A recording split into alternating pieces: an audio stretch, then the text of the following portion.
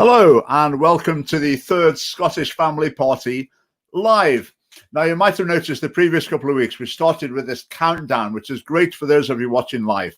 But we thought it's maybe not so great for people who are going to watch it later on Facebook or YouTube. So we've done away with that. So I'll start off with a few sort of general announcements while people are tuning in, so to speak.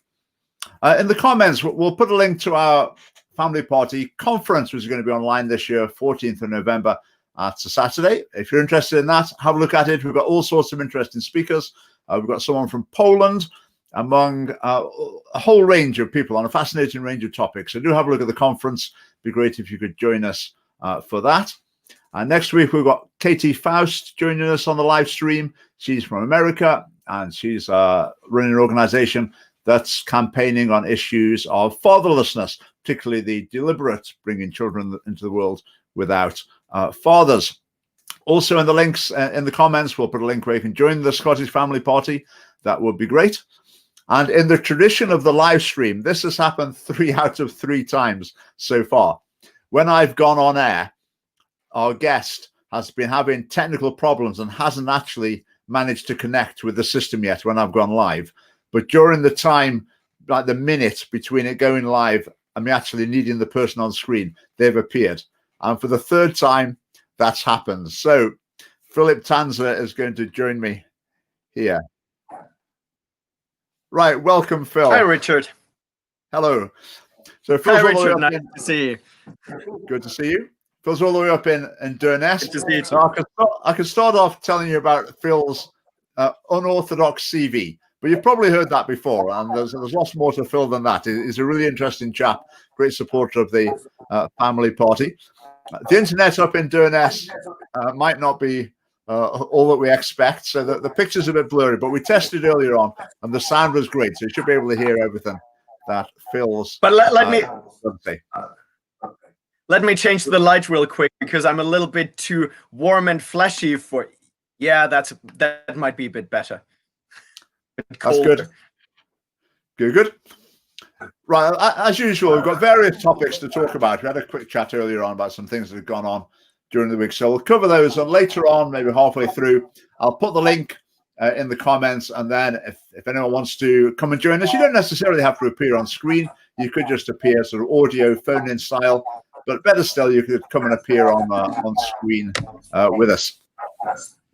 Sorry, just turn that down a bit. Right, first, I'm going to start with a little story.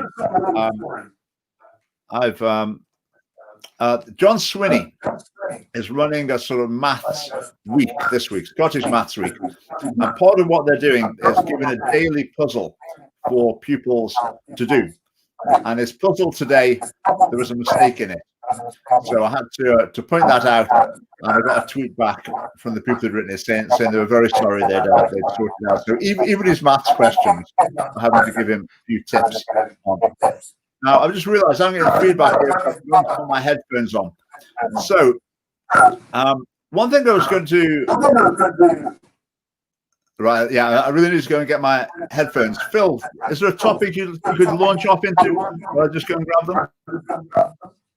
Well, I think one of the topics that I found quite interesting in the last week, and we didn't hear a lot about that in the news, was that the British government actually introduced something in the rules for school curriculums that organizations that have an anti-democratic background are not allowed to bring information into the schools and share information, even if this information has nothing to do with their anti-democratic background. I found that very interesting and very fascinating. It's, in my opinion, it's not enough. It's definitely not enough. I'm a little disappointed that it wasn't talked about and that it was not made very public, but it's a step in the right direction. Great. Sorry, what was that? What topic was that? I was talking about the new guidelines that organizations with an anti-democratic or potentially extreme background are not allowed to bring information into school curriculums anymore. Yeah, that's fascinating, isn't it? So lots of people have been saying, oh, isn't this great? This is the Conservatives getting a grip on this. Well, but really, I say, Phil, I think it's the feedbacks at your end. Have you got headphones you could pop in? I'll check. Yes, just a second. Yes. So the UK Conservative government have come up with these guidelines for schools. Lots of people have said, it's about time too. But a lot of it's very vague. It talks about groups who are promoting non-democratic political systems other than those based on democracy, whether for political or religious reasons or otherwise. Promoting divisive or victim narratives. Sorry, promoting divisive or victim narratives. So we're still getting a lot of feedback there. I don't have any feedback here, and I plugged in headphones. Just a second. Sorry, everybody, if you're hearing feedback. Oh, is that better now? I think we're fixed. I can hear you loud and clear. Okay. Okay, sorry about that. Yeah, so groups that promote a divisive or victim narrative that are harmful to British society. So promote a divisive or victim narrative. Which organization springs to mind instantly when you hear that? Well, obviously, Black Lives Matter. Black Lives Matter, but I would also include a lot of organizations like Women's Aid, but unfortunately, I'm pretty sure they will not be included in that. Yeah. So the problem here, the Conservative government, they're sort of recognizing a problem, and they're sort of trying to deal with it very gently. But what they say is so vague. Is it actually going to make any difference? What should they really doing here? They should be listing organizations. They should be saying, right, here they are, 26 of them. You don't have these in your schools because we've looked at them. We don't approve of their values. Why don't they do that? Because they don't want controversy. They just want to smooth things over, etc. I mean, that's the obvious reason. You name them. Well, that is correct. But by naming them, you're also limiting it. Unless you say, here are a couple of organizations that we're talking about. But obviously, this list is not limited, and there could be more to this list. Yeah. And here's another one. You can't have groups that present information to make unsubstantiated accusations against state institutions. Now, what do they mean by that? What have they got in mind? Which state institution? I would say that they probably talk about institutional racism. Yeah. And I would think they're talking about the police. Again, the sort of the Black Lives Matter type of mentality, always accusing the police of various things. So I think that's what they mean, which is sort of a positive step, but they do it so tentatively and vaguely, I think it probably won't work. Because all you need is some teacher to say, oh, well, I think their accusations against the police are substantiated, so I can bring in this whatever group. Yes, I think it's a step in the right direction, but obviously it's a very small step. And earlier on, I said that I was disappointed that it was not advertised or broadcasted much more that the Conservative Party was doing that. So it felt like they were almost ashamed of doing it, or they were doing it like in the cloak of the night, where I'm like, no, you should be proud of that, because actually that's what the people want. People want a conservative government to actually put in some conservative policies. Yeah, well, that's right. There's no fight in them. They don't want a culture war. They just wish it would go away. So they want to stay in the middle ground, so they're not sort of losing votes on either side. But they're not wanting to actually push forward this line. Yes. Richard, have you heard about two new parties that were formed in England?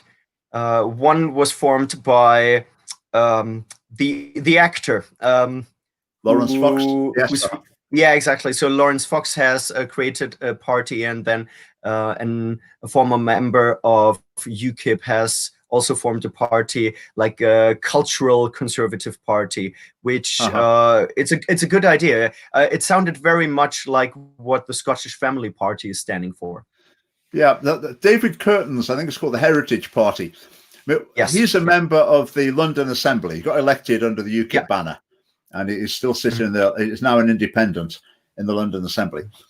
I think his mission ultimately is to form his new party, and his objective really is to get him re-elected into the London Assembly.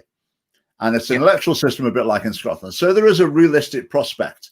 And I think if he gets himself elected again with his new party, I think that's a victory, and that's really great. Now, what I'll say next applies to... Sorry, go on. The more cultural conservative voices there are in positions where they can actually speak out, the better. I mean, I'm very happy about that. So London-wise, that would be like the equivalent to the Scottish Family Party, it'd be like the London version of it, that sort of mission. As far as England-wide, if you like, look at Lawrence Fox's party and David Curtin's, if it looks further afield. Problem is you've got the first past the post electoral system. So in terms of direct influence on the election, what you're likely to do is take votes off the Conservatives. So whether or not you actually... UKIP had a very definite goal. So what they were able to do was to put pressure on the government to have an EU referendum. So the government knew how to do one thing would keep them happy. Whereas with a broader party, I'm not sure that works in the first past the post system. But we shall see. We shall see. In Germany, the Conservative Party, the CDU, lost a lot of votes to the more right-leaning party. You could compare them to UKIP, called AfD, Alternative for Germany. And because the Conservative Party did such a poor job, especially culturally and in regards to the immigration crisis, the AfD, the Alternative for Germany, became the third strongest party now. So maybe we're going to see something like that if the Conservatives don't do their job. Yes, people would move away from the Conservative Party, and that obviously would weaken the Conservative Party. But what alternative do people have if the Conservatives don't do their job? It's the same with the Scottish Family Party. There is a reason why you founded the party, because the Conservatives were not doing their job. Yeah.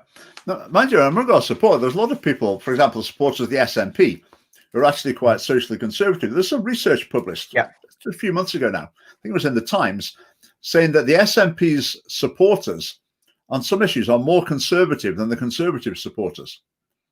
So there's a lot of significant amount of social conservatism within the SNP. And I think that link is getting more and more strained, which is why a lot of people are getting fed up with the SNP, are leaving, and some of them are coming in our direction.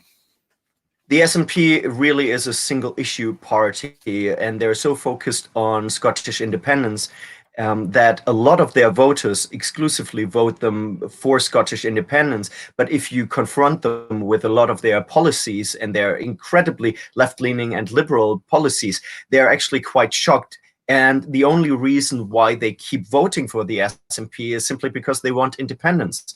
But how long? So it's... Yeah, it's interesting with Nicola Sturgeon. So I think Nicola Sturgeon is not driven just by independence. I think she's got two priorities. One priority is independence. The other one is a sort of hyper-progressive, woke mindset. And I think the fact that she pursues the fact she pursues it so diligently shows that independence is not the priority, because the SNP charge into controversy after controversy unnecessarily, because they're also pushing this other agenda. Whereas on the unionist side, the Conservatives are certainly not saying, oh, we really need to stand up for conservative values as well as defending the union. It all seems to be, you have to put them on the back burner to defend the union. But on the nationalist side, it seems like you push for independence and you push all these other things along with it. Yeah, I just read a comment from George B. Hi, George B. Thank you for watching. He said, two-issue party, indie and feminism. I would agree, but I think that's a very strong push from Nicola Sturgeon and certain people within the party. I'm pretty sure there are quite a few SNP representatives that would also be a little bit more conservative, but Nicola Sturgeon is a very, very dominant person, and I think nobody can really vote against her. What's your view on that, Richard? I think as the generations turning within the SNP, I think you've got a more progressive generation coming through. Yeah. So there's an older generation, a lot of them are leaving the Scottish Parliament at the next election, who might have not been quite completely on board with a lot of the progressive values. I mean, they wouldn't be objecting to them, but in their heart of hearts, they weren't really on board. But that generation's going. So the balance of power will shift very significantly after the next election. Just going back to what the UK government's been up to, something else they've done is shelved more or less shelved their plans for changing their Gender Recognition Act towards a self-declaration system, which again, a lot of people have been very pleased about that. But the way I see it, this is classic conservatives. But there's only one direction of travel, and that's to the liberal, progressive end of the spectrum. Yeah. That's the direction of travel. What the conservatives do sometimes is they just put the brakes on for a little while. They don't try and win the argument. They don't try and pull back in the other direction. They might just pause something for a little while, but then it carries on the same way it's going. And that's the way I see their policy on gender recognition. Yeah, there are a couple of comments in the comment section regarding, so Eileen Baxter, for example, she said, it's not feminism, it's trans ideology. Yes, Nicola Sturgeon is an intersectional feminist, not a trans exclusionary feminist. So she pushes both parts of the feminist narrative, but also a huge part of the LGBT and especially the T narrative. That is correct. Yeah.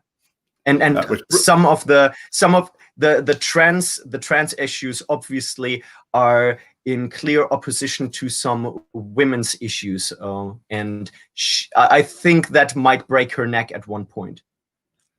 Which brings us on to something else the UK government's been doing that. And also with their schools guidance, they've said that there shouldn't be groups in schools who teach, for example, if you feel you're not a typical boy or you're not a typical girl, I mean, maybe you're transgender. Okay, which obviously it's right that those groups should be stopped. Those groups shouldn't be going into schools. But again, that's the tip of the iceberg for the problem. There's still the teaching that changing gender is something that you can choose if you want to. It's normal, natural, healthy, and that's a path you can go down, and we'll endorse that and help you down it. I mean, that's the real issue that needs grappling with. But again, the Conservatives have just sort of trimmed a bit around the edge, which will give them a bit of approval, but they're not really wanting to grapple with the issue. Like we were saying earlier, they're not wanting to make the contrary case. They just want to quietly back off from it and hope it'll go away a bit. Unfortunately, the Conservatives have, I would say, for the last 40 years, they have not been doing a good job actually protecting conservatism. And that doesn't mean that you can't allow progress. But if you allow progress, you always have to push back. And you have to say, okay, a little bit, but here's the line. We will not step over this line. But the Conservatives in every Western country, they have just been pushed back, and at one point there was a point of no return, and at the moment they have to say yes to pretty much everything the LGBT community wants, everything that feminism wants. They can't say no anymore, and the only parties that stand up and say no are now deemed as fringe organizations and far right, which they are not. Like the organizations that speak out against that, they're just classical conservatives, but in our today's climate, that looks like far right, which obviously it is not. Yeah. Just one last thing on the UK government's announcements. There's been a few this week. Now, you probably saw some controversy that they'd said groups shouldn't be allowed into schools that call for the overthrow of capitalism, which again makes you think, right, that's Black Lives Matter, right then. There's quite a bit of attention to that. But I had a look at the website earlier on today, where I was pretty sure that was. And I think they've taken that bit out. I think. Yes. Yeah. Black Lives Matter have changed their No. I mean, the government. The government. Oh, the government. The government guidelines. Oh. I mean, I've got the section in front where I'm pretty convinced it was. but it's not there anymore. Okay. So I'm wondering if they've decided that was a bit hot to hold. So saying you can't have Marxist indoctrination in schools was just a bit too controversial for them. Could you read that bit? Could you read that bit out again? How it was phrased before, if you have it? I don't have how it was phrased before. There was something about organizations that call for the overthrow of capitalism were classed as extremist. So you shouldn't have, and there's various other ones as well. The other ones are still there, but it seems to me that one's disappeared, which again is on the theme of the timidity there. I had a conversation with a neighbor of mine who is a socialist, and he was criticizing that, and he said, "Oh, why should only capitalism be promoted or okay?" And I asked him flat out. I said, "Well, do you know any other system that has ever worked in a democratic society?" And the only systems that he could mention was Native American tribes 200 years ago, and I think ancient Greece or something like that. And I was like, well, maybe socialism doesn't work in a democratic society. Yeah. Something that came up just today, there's an article in the Herald today about the NSPCC, National Society for the Prevention of Cruelty to Children. They were speaking in very serious tones, telling the government, UK and Scottish government, you've got to tighten up on social media regulation, because children are getting access to dangerous, harmful, inappropriate material. So governments, you need to be fining and doing all sorts to these social media organizations. I mean, reading it, I thought that was the job of the parents at one point. Well, yes, but reading it, you would think the NSPCC is some sort of responsible voice in this area. But let's just have a quick reminder about them. If the NSPCC and Childline are basically the same thing. It's Childline that produced the worst of the sex education videos that I've referred to quite a few times. The one that says have fun with porn and all that stuff in. That's produced by Childline. So they're telling kids to have fun with porn while they're calling for social media providers to be hammered if they allow kids to get access to inappropriate material. I mean, NSPCC as well, they appointed this transgender person, Munro Bergdorf, who'd appeared in Playboy in the way people appear in Playboy. Then they appointed this person to be their ambassador. I mean, the craziest of all, I think this is ultimately from the UN, but the NSPCC say this as well. They talk about... Just a second. Yep. Just a second. Well, I know of a very socially conservative party that have an ex-porn actor as one of their representatives. This wasn't X. This was current. Yeah. So they talk about the normal sexual development of children, and it starts in the age bracket 0 to 4. So how 0 to 4-year-olds are sexual. And this is what it says. Wow. Kissing and hugging people they know well, for example, friends and family members. Okay. So when kid gives granny a hug, they're saying this is actually the emergence of sexuality, that this is sexual development. They also say, talking about private body parts and their functions, using words like willy, bum, poo, and wee. So when a kid says we, that's actually showing their sexuality. To them, that's sexual expression. I mean, how crazy is that? I mean, it's completely ridiculous. But what it does, it then justifies if an adult's giving a child a hug and they think, well, the child's actually finding this a bit sexual. So if I am as well, well, that seems fair enough. This could well be reciprocated. So this organization taking these crazy lines, I mean, totally opposed to child protection, really dangerous. And yet they're then presenting themselves as the voice of reason in this. The NSPCC, they get money from all sorts of, RBS, Lidl, governments, you name it, companies pouring millions and millions of pounds into them. I mean, do they not even look at this? Does anyone question it? I think the UN is a very significant source of a lot of this sort of thinking. Absolutely.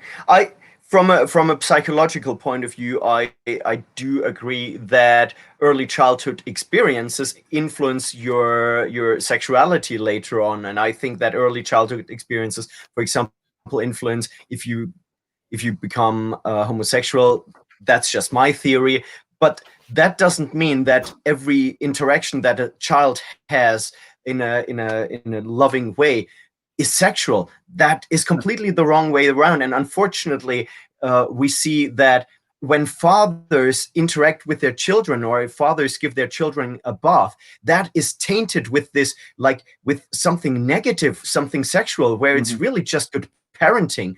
And I think that these groups, at the same time, they try to hypersexualize people, but they also have this weird modern Puritan view that everything is sexual, but at the same time they push for everything to be sexual. It's very weird. It's almost schizophrenic in their worldview.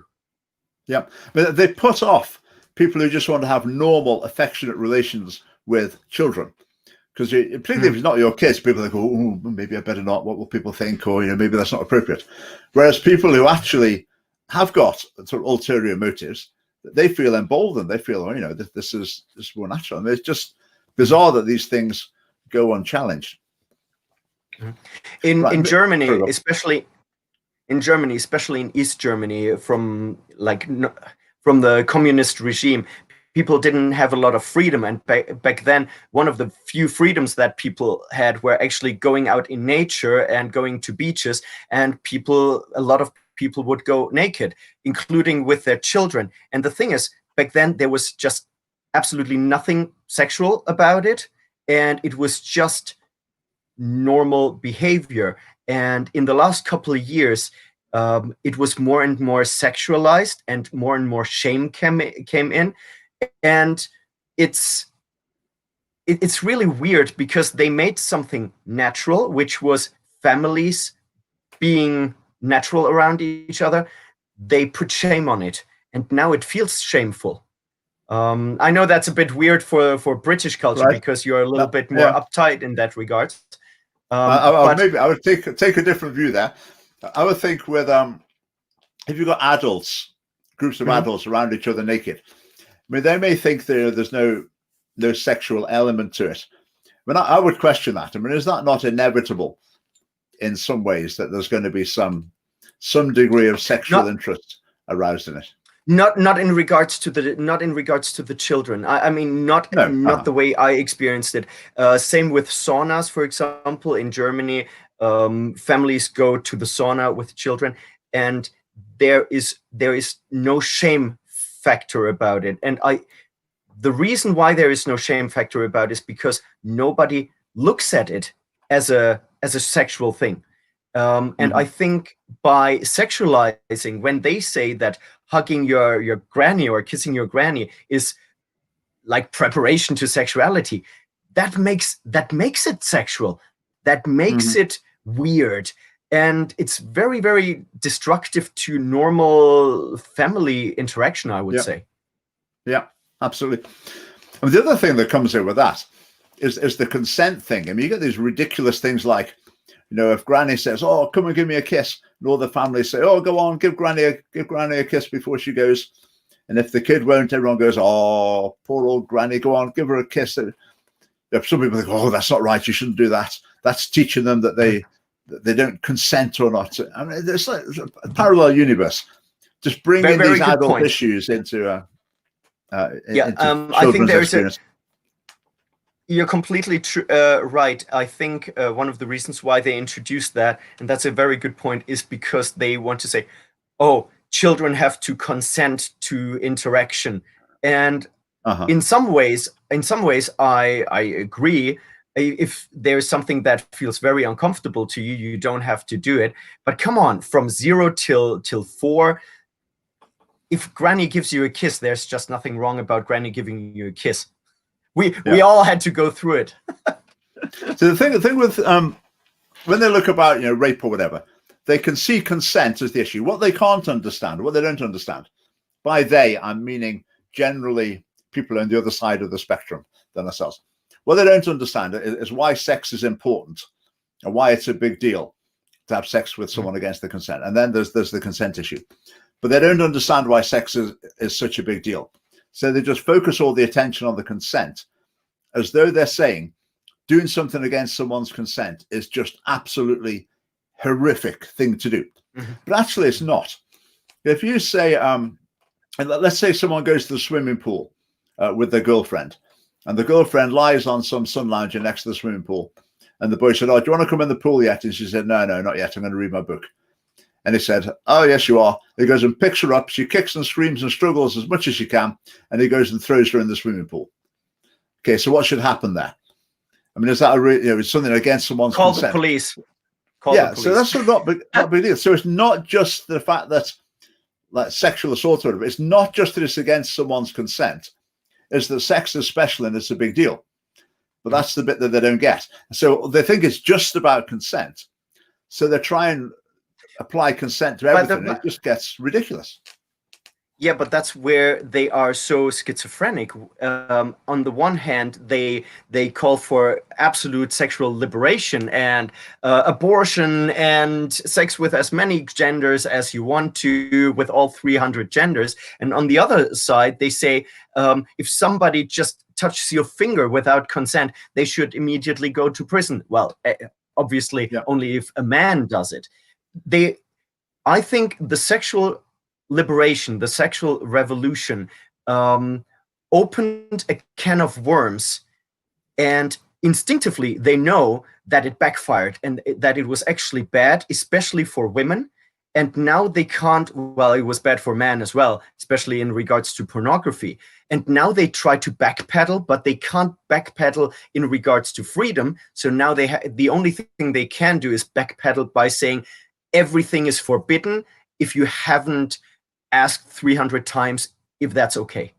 Yeah, I think they can't deal with it's Pandora's box. They open Pandora's box and they can't get all the bad stuff that came out of it back into the box. Yeah, that's a great line. We'll move on at that point.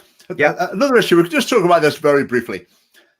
There's some problems with lots of properties being used for Airbnb, short-term lets, particularly in Edinburgh. I think there's some areas where some residents are quite frustrated with people coming and going at all hours of the day and night, whatever. Yeah.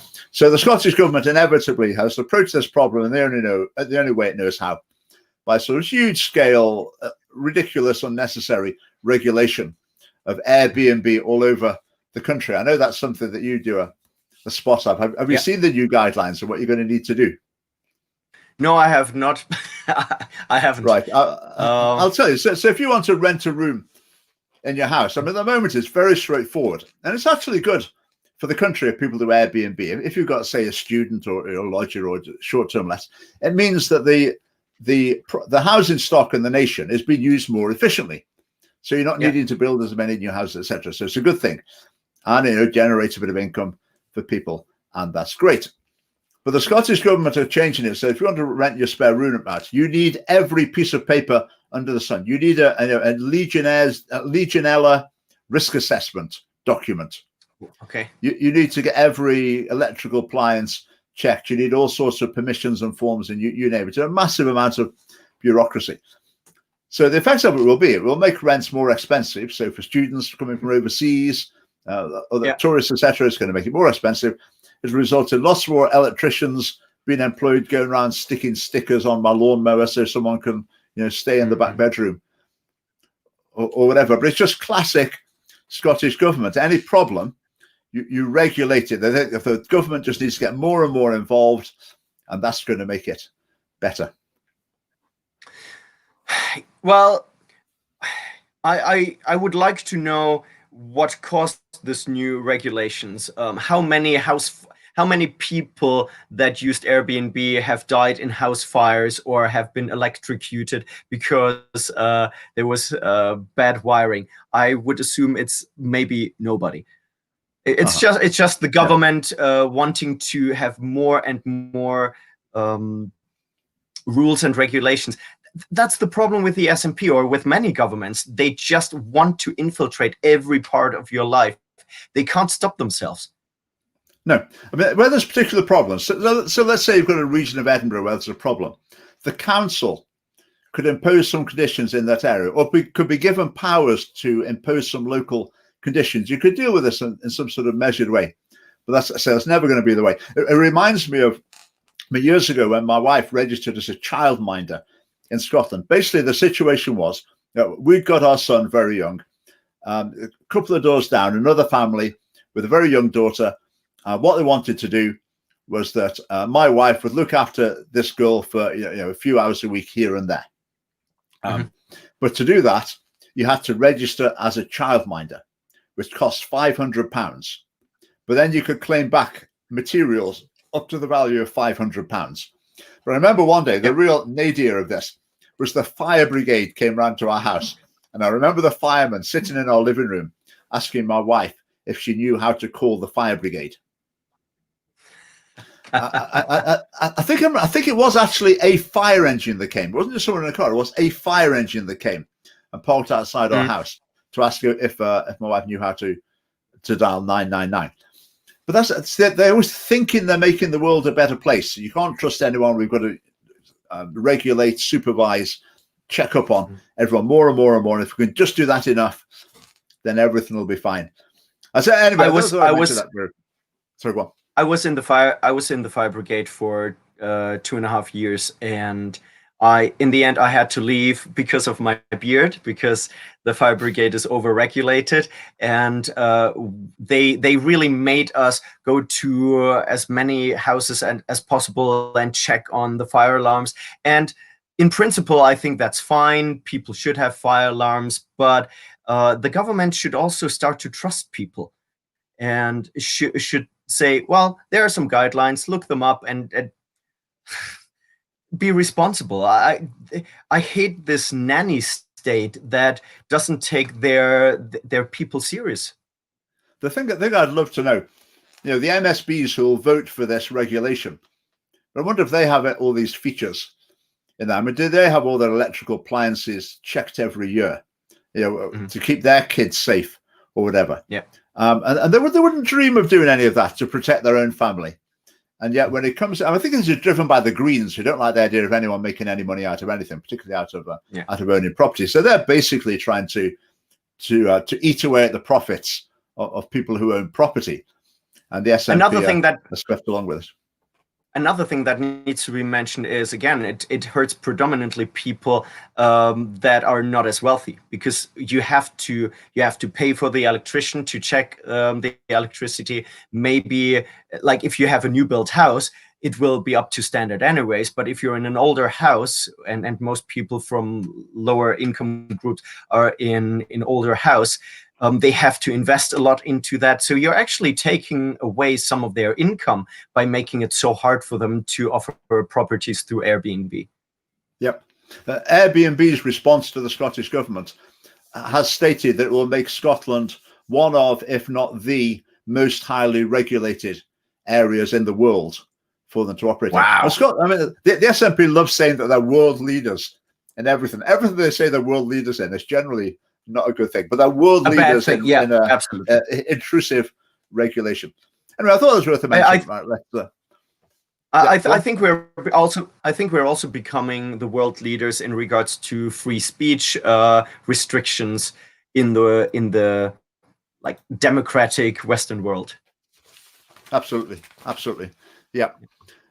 World leaders in LGBT inclusive education. That they've made a big thing about that.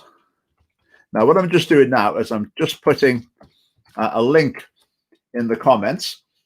So if you do want to come on either audio only, or you could come and appear on the screen when someone pops up, I'll disappear, and you can have a chat with Phil about one of the topics we've been talking about so far, or maybe you could ask Phil about something else.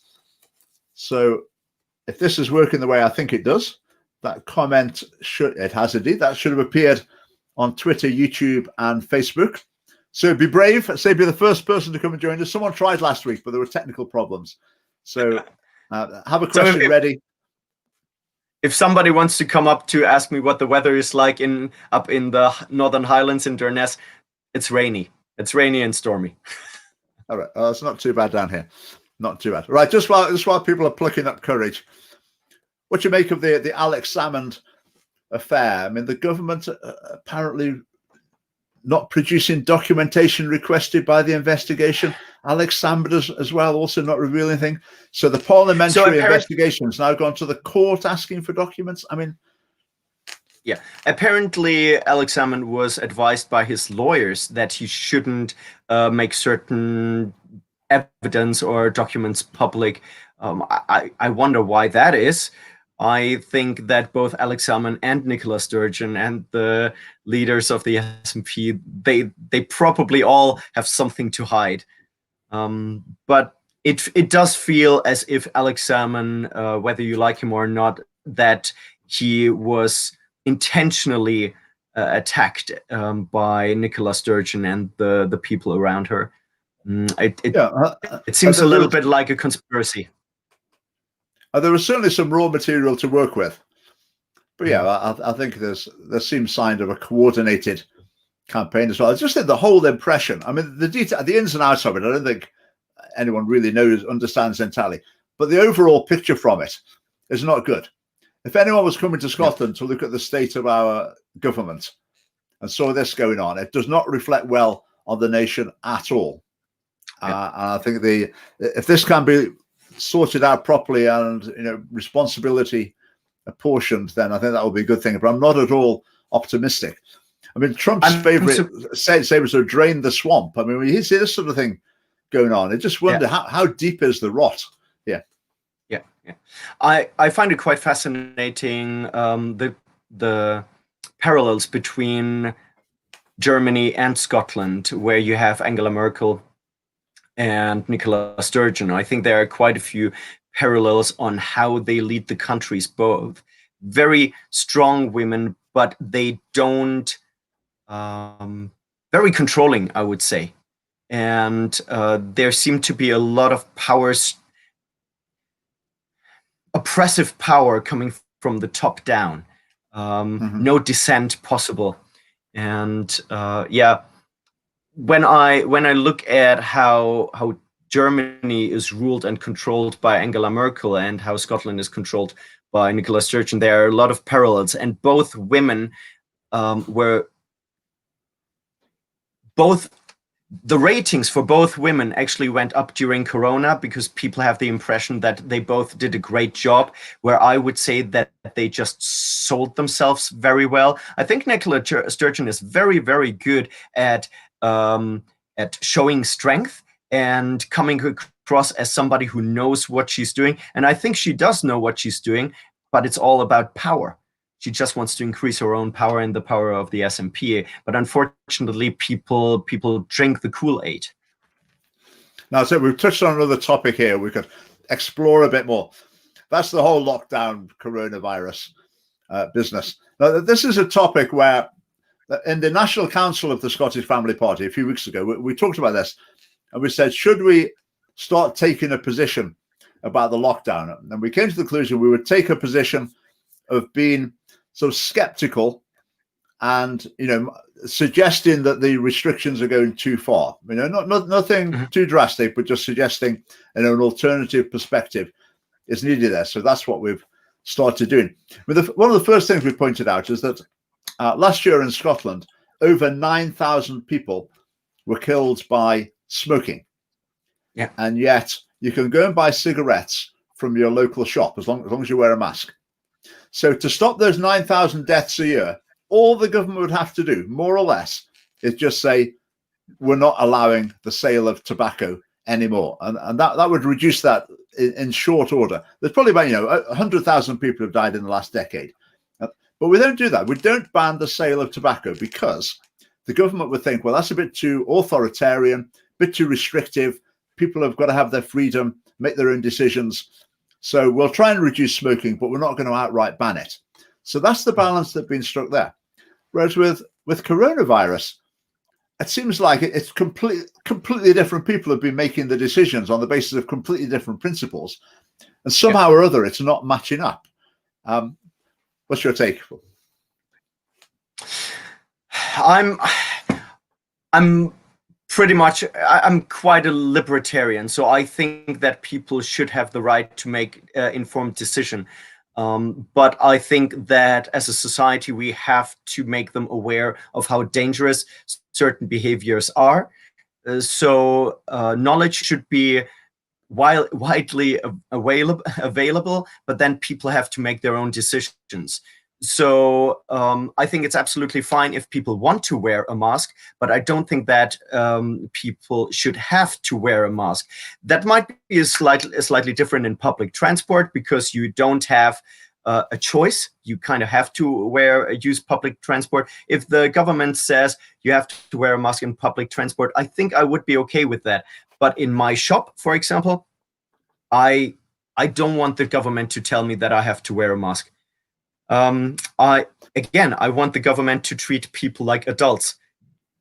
Give them information. Yeah, it's interesting. My line on masks is a mask doesn't stop me doing anything, and I can see it could protect other people. So I'm actually quite happy to wear a mask. I don't like it. I mean, it's really annoying going in somewhere. Your glasses steam up and you can't see anything. You don't know what's going on. So I don't like it, but it doesn't actually inhibit my freedom. But some of the other restrictions, but not being able to see people, go to church or whatever, or travel a certain distance from home. But that's before this came along, I wouldn't have dreamt that governments actually had the capacity to impose those sorts of restrictions, and yet suddenly there's so masks for me. I know some people feel very strongly about masks. I'm not so bothered about that, but the other things are quite extreme. I tell you why I do have a problem with the mask, and it's a German thing. In Germany, we have the phrase "Wehret den Anfängen," which means be aware and fight against the early beginnings. And it's a reference to the Third Reich, or to radicalization. And it means if somebody restricts your freedom, or if you feel that something is not right, you have to fight against it. And if I see that somebody is restricting my freedom in such a way, I have to be against it, unfortunately, or at least I have to give some pushback. In regards to churches, I went to church last Sunday, and it was traumatizingly sad. I mean, we were 8 or 10 people in the church, and we all had to do the social distancing. And we have a huge church with only 8 people sitting there. We all had to wear masks, and we were not allowed to sing. Our minister, she was playing some music, and we were all kind of like secretly singing or humming into our masks. And she said, one person can come to the front of the church and sing. That's allowed. Nobody else can sing. And then they played a song that I really liked. And halfway into the song, I just couldn't take it anymore. And I got up, and already walking to the front, I started singing as loud as I could. And I was like staring at the wall, not even to the people. I was staring at the wall, singing the song as loud as I could. And tears were running down my face, because I thought, this is wrong. This is not how you should go to church. And we're such a small congregation. Instead of our minister just saying, look, shall we sing? Shall we not sing?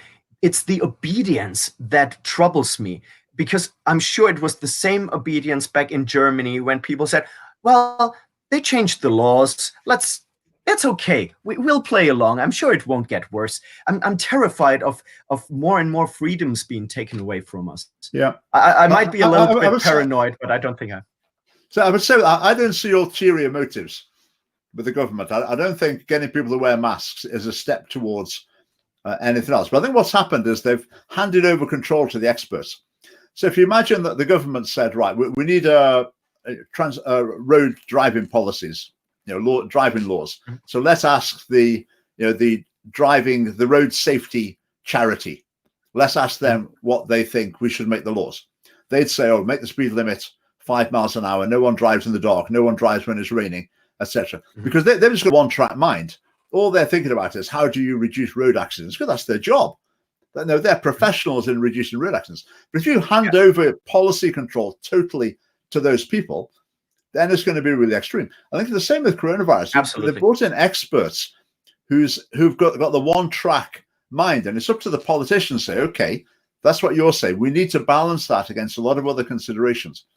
But looking at church again, I think the government just doesn't get the importance of places of worship and other places of worship as well. It assumes that this is, is just a sort of an occasional hobby for people. But for some people, that really is the core of their life. Maybe, retired people, it's the heart of their social life, their community, their activities. You're taking that away. That's a pretty big deal. But I think the government just doesn't get that. And it doesn't end there. It's the church is visiting people at home. The fact that people can't visit each other anymore, it emotionally destroys people. And I think a lot of the rules during the lockdown were anti-human. I can understand where these rules came from. But for example, restricting funerals, not allowing weddings and stuff like that, a lot of that is anti-human. And they should have done much more trying to accommodate people and saying, look, there is a danger. You have to protect yourself. But of course you can have a funeral, or of course you can visit your dying grandmother. She's already dying. There's no point in protecting her. They should have provided spaces where people can visit people that are dying. It's anti-human. Yeah. And with the masks. So you're saying about the mask as well. Yeah. with the mask, I think where you say you don't think it's a big deal, I think it is a big deal because it does take away our humanity, our ability to interact. I notice when I go to a shop, I don't smile at people anymore because they can't see my face anyway, and I don't.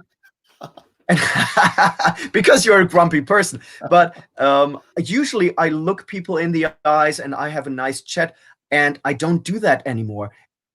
And I think longer term it needs to change. I would agree with you that might not be the intention of the government, but it's still happening. I think it takes away our humanity. Yeah, I think the longer these things go on, then the more troublesome they become, because it's not just a temporary response. It's becoming, what they like to call a new normal. We were saying earlier on about the cost of it. I mean, how much does this cost the nation in terms of financial cost, and what impact will that have for years and years to come? I mean, I would think if you did some sort of survey, what proportion of the population have some understanding of the fact that if the government spends more money now, borrows more money now, there's going to be there's a negative impact on the economy. There's going to be more unemployed people. There's going to be less money to spend in the future. So the health service won't be able to be funded in the way it is now. I mean, what proportion of the population do you think understand there's this trade-off? I think it's a minority, because you just so rarely hear it. Yeah. I do think it's a minority, and I blame it on two things. First is education, and the other thing is indoctrination by the media. When you constantly tell people they have to be afraid of one thing, which is coronavirus in this case, you take away their focus from all the other issues that are there, and you turn them into single-minded beings. Apparently in the UK, the UK is the country where people are most afraid of the virus in the Western world.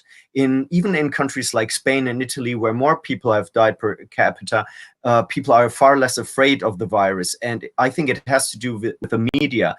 They have a lot to answer for in regards to anxiety, depression, people committing suicide. I think they slowly destroy the emotional and mental well-being of the country.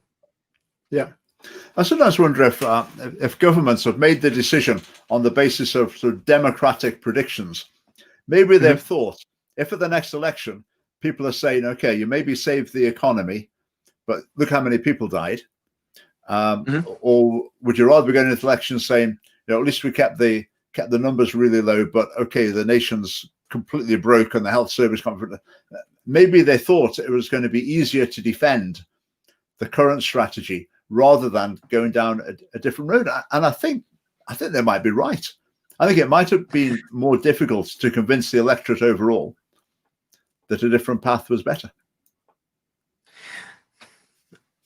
I don't blame our politicians for the path they chose, because I think it was potentially the only path that was left open for them. Look at Sweden. Sweden chose a different path, but they have a very different healthcare system, and they have a different structure of society. And I think they were very, very brave sticking to their guns, and kudos to the Swedish government for doing so. I don't think, I'm not sure that it would have worked in other countries. Somebody recently said that because China reacted with a complete lockdown and then Italy reacted with a complete lockdown, it was like a domino effect. If more countries would have had a quieter approach or a more down-to-earth approach, it would have been much, much easier for all the other governments to follow that. Yeah. But there was almost no other option. Yeah. But just to tie up here, obviously this is a very complex issue. There's all sorts of factors that we haven't mentioned. So, we're not trying to simplify things at all. But I think our position is, particularly at this point, it is time maybe to be shifting the balance away from restrictions.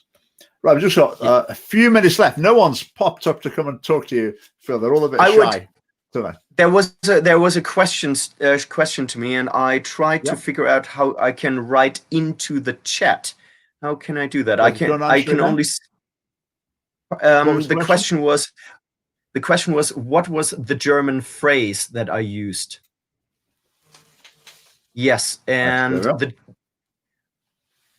but can I write it down? Or I'm not. Can I write it? Later on.